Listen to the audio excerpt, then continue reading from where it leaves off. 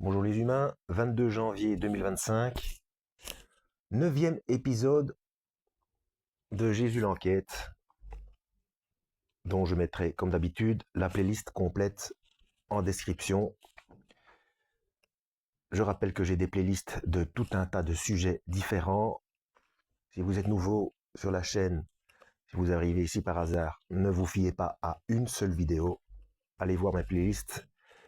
J'ai des tas de sujets différents. Alors, chapitre suivant, connu du grand prêtre. Après son arrestation, Jésus est amené chez Anne. Ce n'est pas le grand prêtre en exercice, mais le beau-père de Caïphe, le grand prêtre actuel. Néanmoins, Anne apparaît comme le véritable patron du judaïsme de l'époque. Il fut non seulement grand prêtre, mais en plus de son beau-fils Caïphe, 5 de ses fils seront grands prêtres entre 16 et 63. On peut donc dire qu'il est le chef d'une famille qui régna entre guillemets véritablement sur le judaïsme pendant près d'un demi-siècle. C'est donc lui qui a l'autorité suprême, chez qui on amène Jésus pour interrogatoire.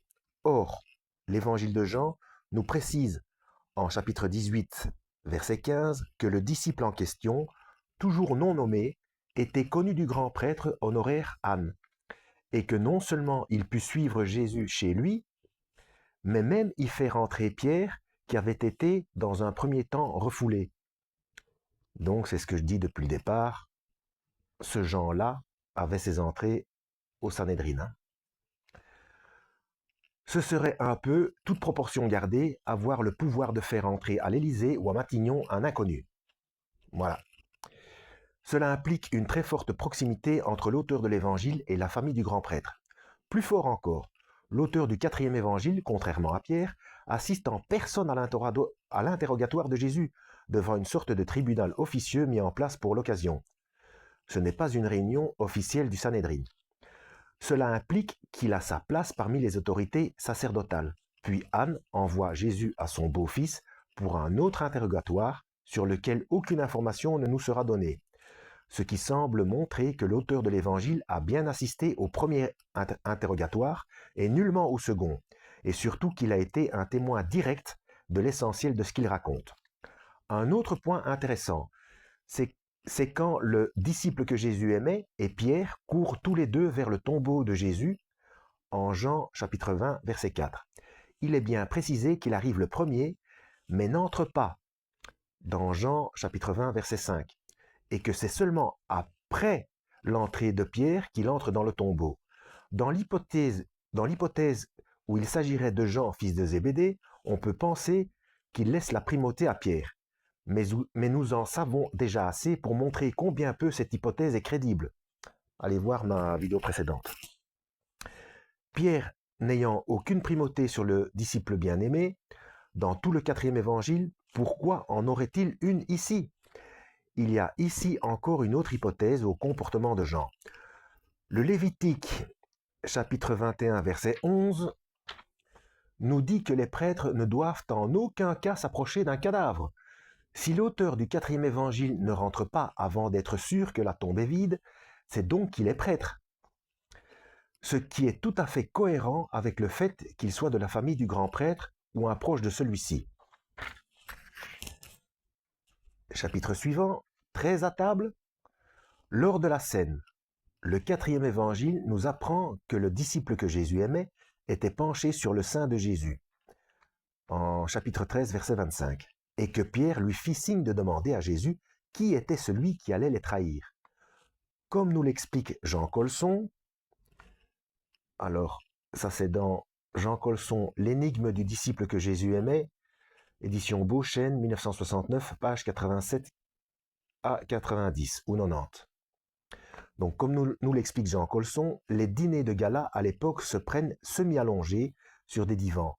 Chacun se trouve donc la tête penchée vers son voisin de gauche, ce qui implique que le disciple que Jésus aimait est à la droite de Jésus, alors que Pierre est nettement plus loin. Mais pourquoi Pierre, s'il est le chef des 12, aurait-il laissé la place d'honneur à Jean? Une explication d'une grande simplicité serait que Jean est l'hôte de ce dîner, et que, à ce titre, la place d'honneur à côté du maître lui revient de droit. Rappelez-vous le contexte. Les autorités juives de l'époque, le Sanhédrin, cherchent à s'emparer de Jésus en tant que blasphémateur pour s'être mis à la place de Dieu.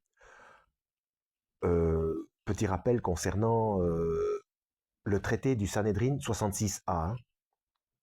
J'ai fait une vidéo à ce sujet. C'est dans ma playlist Évidence versus scepticisme.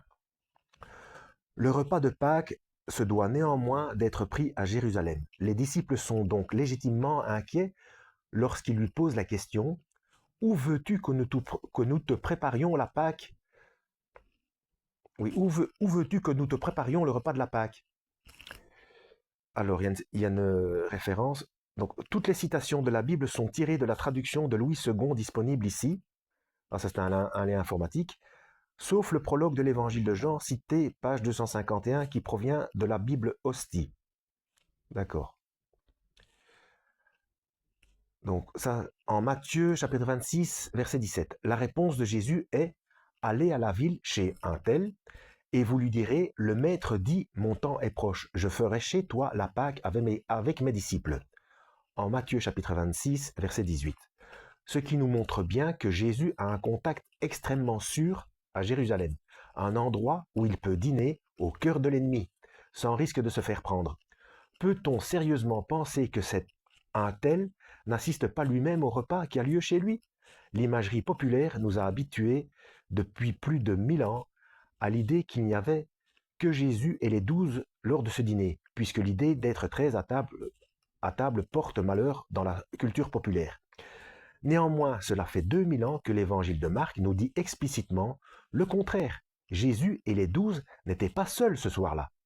Une simple déduction logique suffit à le prouver.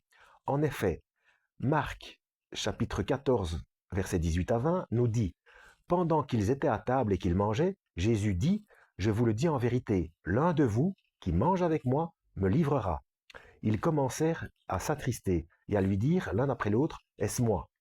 Il leur répondit « C'est l'un des 12, qui met avec moi la main dans le plat. » Si Jésus était seul avec les 12 au moment où il prononce ces phrases, quand il dit que c'est l'un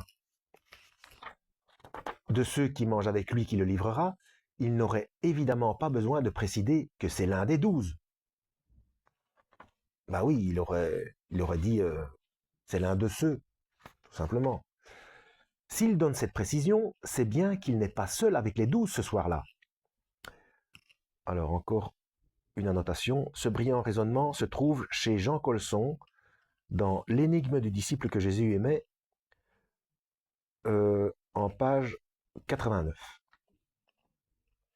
On voit ici comment on peut être sûr de l'authenticité de certains propos de Jésus à récuser au nom de la raison et de la logique, pas de l'apologétique, la ligne de pensée qui va de Renan à Corpus Christi en passant par Bultmann. En effet, si les propos de Jésus avaient été inventés par un rédacteur tardif, c'est-à-dire non témoin des faits, comme le pensent ses auteurs, jamais il n'aurait ajouté « c'est l'un des 12 », puisqu'il aurait été persuadé, comme tous les chrétiens par la suite, que Jésus dînait seul avec les 12 ce soir-là. On peut reconstituer, certes de façon spéculative mais crédible, le déroulé des événements de la façon suivante. Jésus a besoin d'un lieu sûr pour célébrer ce qui, pour les 12 disciples galiléens, est le repas de Pâques. Il fait prévenir un tel, personnalité qui reste anonyme dans l'évangile de Marc, et organise le repas chez lui. Cet un tel est assis à sa droite, et c'est lui qui informe Pierre de l'identité du traître. Puis Jésus et les 12 se retirent pour passer la nuit en dehors de Jérusalem, dans le jardin des Oliviers. Mais c'est là que le traître Judas les fait arrêter par la police du grand prêtre. Pierre, dégainant son épée, tranche l'oreille d'un serviteur du grand prêtre, dont l'auteur du 4e évangile est le seul à nous donner le nom, Malchus. Encore une preuve de sa proximité avec l'entourage du grand prêtre. Ouais, s'il connaît le nom, ouais. Mais il ne nous décrit pas l'agonie de Jésus, contrairement aux synoptiques, parce qu'il n'y a pas assisté. Les apôtres s'enfuient alors, sauf Pierre, qui, prenant son courage à deux mains, retourne voir le propriétaire de la maison où ils viennent de célébrer leur repas de Pâques, connaissant la proximité de celui-ci avec le grand prêtre honoraire Anne. Ils se rendent alors tous les deux chez Anne, où le disciple a suffisamment de poids pour faire entrer Pierre, sans pouvoir toutefois le faire assister, car à l'interrogatoire auquel lui, le disciple que Jésus aimait, assiste. C'est toujours chez ce même disciple et dans cette même maison que Pierre assiste les nuits suivantes, ce qui explique qu'il court en compagnie de ce disciple vers le tombeau vide le dimanche matin.